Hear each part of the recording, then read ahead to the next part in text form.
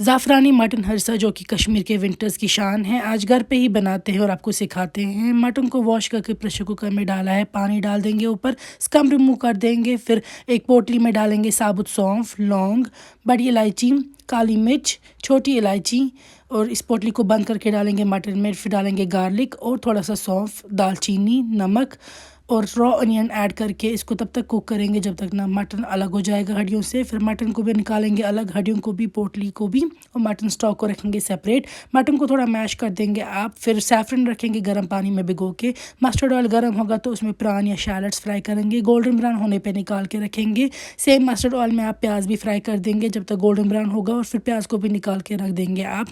हरसे को जो हमने मैश किया था उसमें हम डाल देंगे ये फ्राई किए हुए प्याज सारे, साथ में डालेंगे प्रान या शैलट्स। इसके बाद डालेंगे मटन स्टॉक और इसको मिक्स करते जाएंगे, मैश करते जाएंगे। चावल का आटा आप मटन स्टॉक में मिक्स करके